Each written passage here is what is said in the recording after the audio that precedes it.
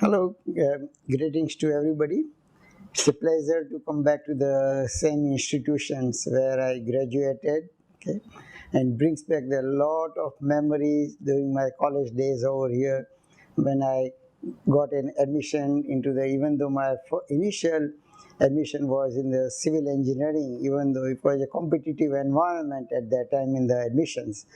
But within a week, I was transferred to electrical engineering, and my aim was to get into mechanical. But then uh, I liked the electrical, so I stick to the electrical engineering department and graduated in electrical engineering in 1963. So it's a great, I can see, still I can recognize the same classrooms, the quadrangle area, and then some of the labs also where I worked, and even though, and inside the classrooms have changed, but the four walls are still the same. So it's a great feeling to come back to the same institution where you graduated in the past. Well, as a student, the first aim objective was graduate and become an engineer. Okay, that was the main objective, and then even though the result in those days were very competitive, and the passing rate was not that great, so you have to work hard. And then particularly the first year engineering was really very much time consuming, because when you're coming from the science college with the 3 or 4 key subjects, and now you are 9 or 10 subjects, and particularly during the first year of engineering, the surveying, which took a lot of our time, and our surveying professor was very demanding. But at that time, we learned a lot from him, that how to keep the journal and records in a tip-top conditions with the up-to-date, what we call excellence in mind in giving the output of your work. So even though we remember that one day we were not able to complete our survey, he called us on Sunday morning, everybody at sharp at 8 o'clock, and to start and complete the survey. So how important it was that do all your work thoroughly. Okay, so it was a really learning experience from the college days. Even though as a student you don't like it, to come on Sunday over here, because you get only one day a week time off, but they still learned a lot, and which I was able to use it in later in my life. That how important, particularly during the work time or professional work, how important it is to complete all your journals or records, or how to present to the upper management, so that the upper management can be convinced with your thorough homework.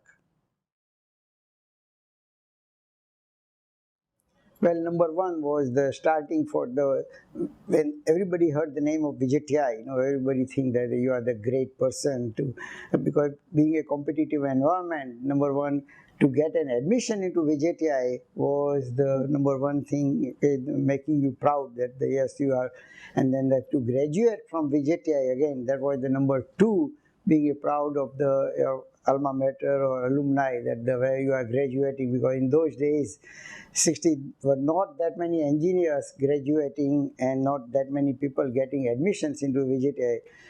Even there were 5,000 students appearing in the science, and out of 5,000 only 140 students were able to get the admission into VJTI. So you can look at the percentage of the students, okay, that they're getting the admission into VJTI, that only 3% students out of the whole Bombay University can get admission into the engineering college, and to graduate again out of 3% entering the VJTI out of the whole science, and only passing rate was 1.5% at the end within the allowable time of 3 years. Right. So feeling really great to graduate. Number one is the learning doesn't stop with graduation. The graduation is just a stepping stone into your career path. So the learning is a lifelong learning, and what they say is that live as if to die tomorrow, but learn as if to live forever. So learning does not stop. Plus the technological change, the technology moving is such a faster rate that you have to learn every day new things. That You cannot be satisfied that yes, I have learned and keep the book away and I don't have to do anything more. Plus the competitive environment in the business, the more demand from the customers, okay, and the technological changes, everything requires to learn every day new things, and that's the only way you can bring the innovation and creative ideas into your work.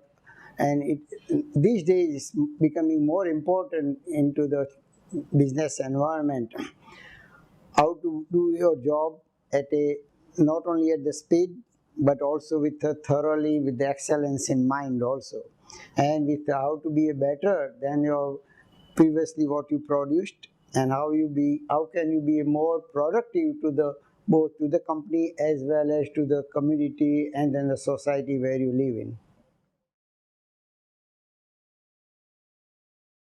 Number one, being a professional, every professional's duty is to contribute to the society, work within your best of the abilities, okay? Because even though you think you are working to your best ability, but there will be hidden talent or hidden skill, okay, which you have to utilize to go to the next level.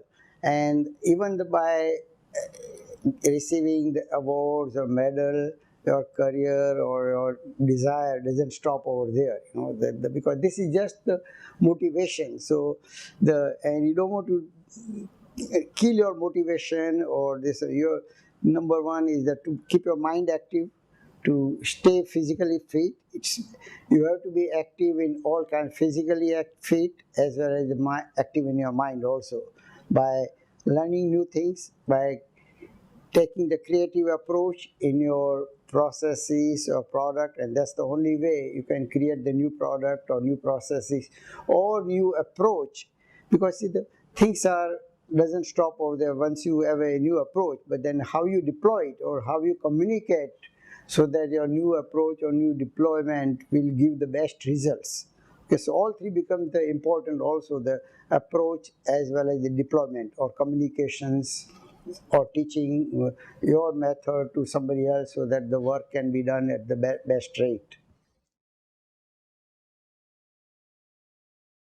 Number one is the once you are a professional, it's everybody's duty is there to give back something back to the community. Okay, where you live, where you work. Okay, what we call it in our Indian terms, the karma bhumi.